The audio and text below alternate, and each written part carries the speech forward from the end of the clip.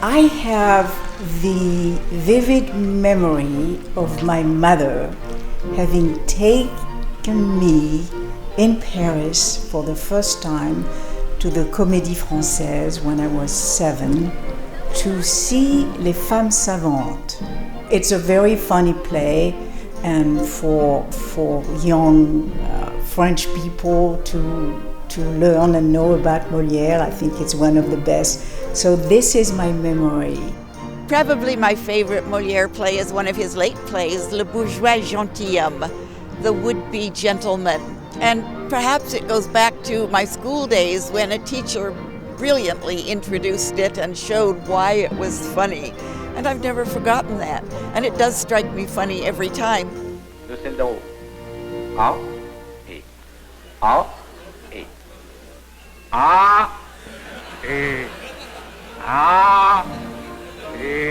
Although I must say, in recent rereadings, I've had a lot more sympathy for the title character.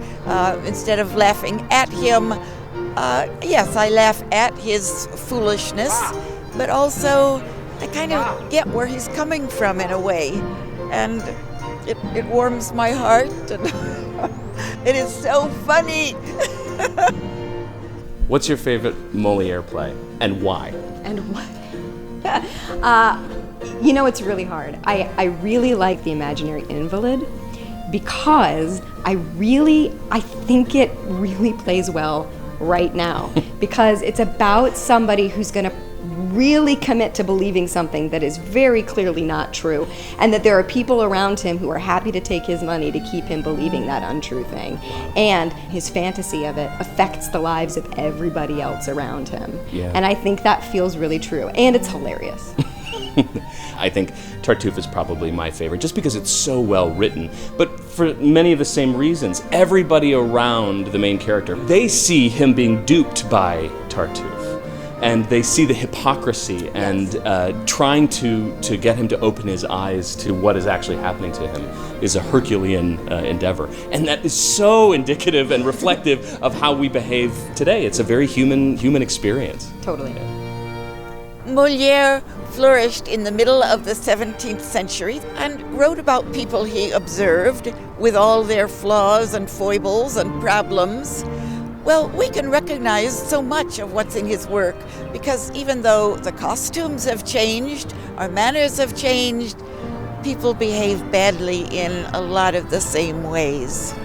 The costumes are always great. Yes. Even when they do a modern day adaptation, there's always such joy and exuberance and a lot of detail and layer to everything that designers always do with Molière. It seems to really excite people to work on. You get to see actors doing like actor gymnastics and virtuoso stuff. Yes, you see the flip, flip, flip, flip, bam, stick the landing with that rhyme, right? And it just feels so good to see and to do.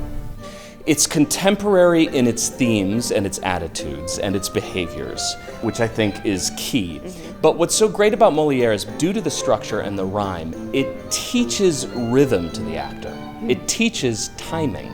So if the actor can learn how to take those bold, brave characters that they're playing, trust the rhyme without pushing too hard on that rhyme, and then also find the rhythm, the writing teaches you timing. It teaches you where the jokes are. It teaches you where the dramatic moments are.